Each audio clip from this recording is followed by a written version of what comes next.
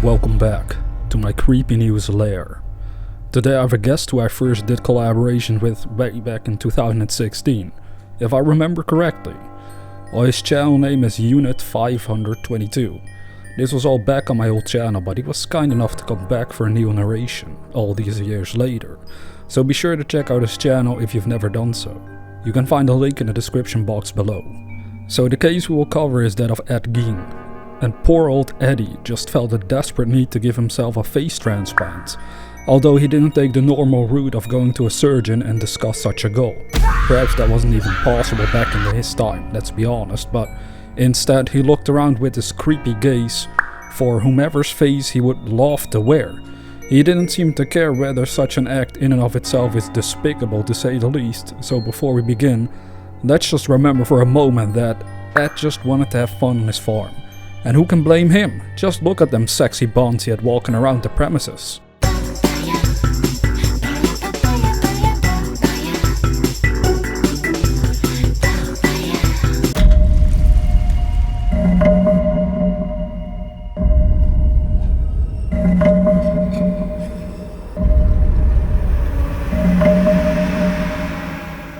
Now about the facts concerning Ed Gein. If we take a look into his childhood, we already see signs of some unusual activities. He was born in 1906, and the family life was far from ideal. Although most families tend to have their problems, this one had a more intense layer of insanity piled on top of it. Ed's mother, Augusta, was known to have a serious hatred towards Ed's father, George. In spite of the situation, they didn't file for a divorce. As time ticked on, George decided to buy a farm which put their little family in a very isolated, remote area in Plainfield, Wisconsin. Even though the father had his own issues, the mother specifically seemed to prefer this newfound isolation. It made it so she could make sure that Ed and his brother wouldn't get involved too much with other people. What people did she want to keep away from her sons? Specifically women. According to her, all women were promiscuous and instruments of the devil. She also said drinking alcohol was a sin, and the whole world at large was simply an immoral place to be a part of. I think she had a point there. In order to ram this point home, every day she would read from the Bible, specifically the passage that dealt with death and divine retribution for people's nasty sins. To make matters worse, it also seemed that Ed wasn't allowed to have any friends, again due to the risk of being involved with sinners, and would always be punished for trying to befriend someone he met at school. His classmates and teachers at the time described him as a strange person with a peculiar mannerism. In hindsight, perhaps it's not odd if you're raised by a crazy mother and an alcoholic father. On April 1st, 1940, alcoholism finally got the best of Ed's father and he died of heart failure. Perhaps the date itself makes it extra surreal since there is no April 1st joke to be had about such an event. There can be speculation, however, that this incident somehow deeply affected Ed. 4 years after his father's passing, his own brother died. It was around May 16, 1944. Ed was apparently working with his brother at the time, getting rid of any vegetation around the property. They would simply set it on fire and let it burn to ashes. However, tragically enough, Ed's brother died during this process. After the police came to investigate, they came to the conclusion that asphyxiation was the cause of death, and there was no suspicion of foul play. They did notice the brother seemed to have a wound on his head, but after questioning Ed about it, they concluded that nothing sinister took place. One of the people working the case admitted that there was a high probability that Ed actually murdered his brother, but was never officially convicted for it. A year after his brother's death, his mother's health was rapidly declining. She was having strokes and was left in such bad condition that Ed had to take care of her during her final months. Since his mother was still of the same opinion that most women were bad, she once witnessed an incident where one of the neighbors beat a dog to death. After the event, she told Ed that she wasn't so much upset with the man for killing a dog, but rather was upset that the man had an affair with another woman. Not long after the incident, Ed's mother passed away, and that seemed to become the turning point for Ed Gein. As one author once wrote, Ed was now all alone in the world, and the only woman he had ever loved or cared about was no more. It gives us a better indication of why Ed must have done the unspeakable acts he did. Out of sheer loneliness, he started murdering people and kept their bodies on his farm. He would also turn their skulls into bowls that he could drink from. He also would build chairs and cover them in the skin of his victims. Another unlucky person was found hanging in the barn with their innards removed, like a deer or a pig. He would also remove the face of his victims and try to wear them. This bizarre behavior was a manifestation of Ed's fear of being alone. In his own twisted mind, he reasoned that by killing people, their remains could keep him company forever. Now, in order to give you some of the exact word-for-word description we can find on Wikipedia, I quote, "On the morning of November 16, 1957, Plainfield hardware store owner Bernice Warden disappeared. A Plainfield resident reported that the hardware store's truck had been driven out from the rear of the building at around 9:30 a.m. The hardware store saw few customers that day. Some of the area's residents believe that this was because it was deer hunting season.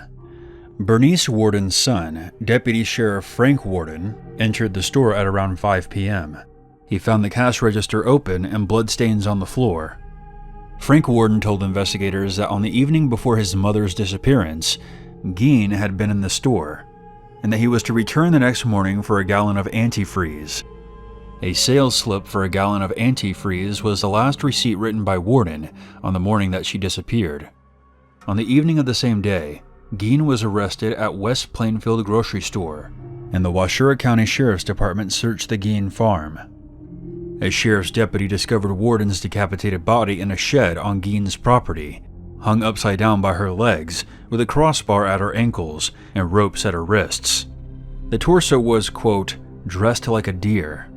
She had been shot with a .22 caliber rifle, and mutilations were made post-mortem. Searching the house, authorities found whole human bones and fragments, a wastebasket made of human skin covering several chairs, skulls on his bedposts, female skulls with some of the tops sawn off, bowls made from human skulls, a corset made from a human torso skin from her shoulders to her waist, leggings made from human leg skin, masks made from the skin of female heads, Mary Hogan's face mask in a paper bag, Mary Hogan's skull in a box, Bernice Warden's entire head in a burlap sack, Bernice Warden's heart in a plastic bag in front of Gein's potbelly stove, 9 vulvae in a shoe box, a young girl's dress and the vulvas of 2 females judged to have been around 15 years old, a belt made from female nipples, 4 noses, a pair of lips on a window shade drawstring, a lampshade made from the skin of a human face, and last but not least, fingernails from female fingers. This guy was really into arts and crafts. All of this makes Ed Gein sound like some kind of urban legend, but I can assure you that all these things were literally found inside his home.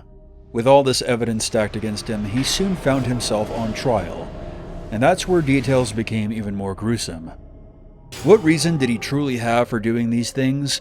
Apparently, after his mother died, he decided that he should make a woman's suit, which literally meant he wanted to make a suit out of human skin that he could wear, preferably that of a woman so he could pretend to be his mother. Yes, you heard that correctly. I know that some people might have strange fetishes, but this takes it to a whole new level.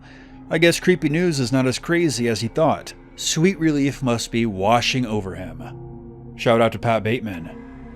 But no, seriously, if you've seen the movie American Psycho, the character of Patrick Bateman makes a remark to his colleagues about Ed Gein.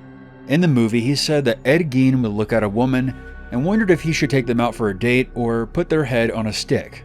There is no confirmation that Ed Gein actually said this, but it wouldn't be that unrealistic now that we know some of the gruesome details of his crimes.